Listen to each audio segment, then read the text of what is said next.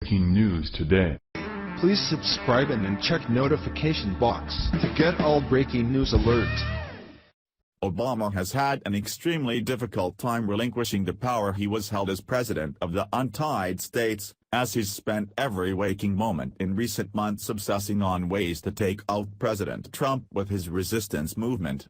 Despite now being a civilian, Obama has been holding diplomatic meetings with world leaders, which is a direct violation of the Logan Act and a very serious federal crime. As Obama continues to try to assert his power over President Trump, now a former United Nations ambassador is going rogue, revealing that Obama is now actively engaging in the first coup d'état in Amercican history against a sitting president. Over the past couple of weeks, Obama's Asian tour has been underway, where he's been going around bashing President Trump's policies to world leaders across the globe. Obama was first suspiciously seen with President Xi Jinping of China, following Trump's successful visit just a few short weeks ago. Obama then made his way to France, claiming that the United States is suffering from a temporary absence of American leadership. While he was in India, Obama mocked President Trump with a teenage girl-like jab, saying that he has more Twitter fans than Trump. While Obama's Bash Trump World Tour seems to be motivated out of his obsessive jealousy of Trump holding the office he once had, former United Nations Ambassador John Bolton revealed that there's something far more malicious at play, as he believes that Obama is actively trying to overthrow Trump's administration, and isn't hesitating to break federal law to get the job done. The Gateway pundit reported. Lou Dobbs and Ambassador Bolton discussed the latest developments in the Mueller witch hunt and Barack Obama's latest tour across Asia to attack sitting President Trump. This is the first coup d'état in American history, Bolton stated.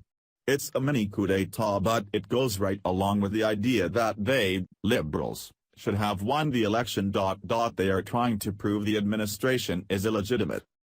Working with foreign governments to overthrow the president of the Untied States, as Obama is actively doing, is a serious federal crime as spelled out in 18 U.S. Code 2385 that could land him 20 years in behind bars. Working with foreign governments is additionally a violation of the Logan Act, as citizens are prohibited from negotiating with foreign governments in order to undermine our government. Here's the exact definition of local act that Obama is directly violating with these meetings with world leaders via Wikipedia.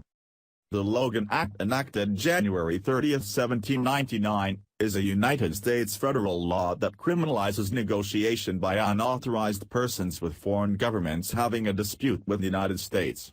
The intent behind the act is to prevent unauthorized negotiations from undermining the government's position. The act was passed following George Logan's unauthorized negotiations with France in 1798, and was signed into law by President John Adams on January 30, 1799. The act was last amended in 1994, and violation of the Logan Act is a felony. Ever since Trump got into office, we've dismissed Obama's antics as his inability to cope with not being president or relinquish the power of the presidency that fed his ego for the past 8 years. But as Ambassador Bolton revealed, there's something far more menacing at play here, as Obama is actively seeking to overthrow our president with a coup d'état, which is startlingly the first time a former president has ever tried to attempt this.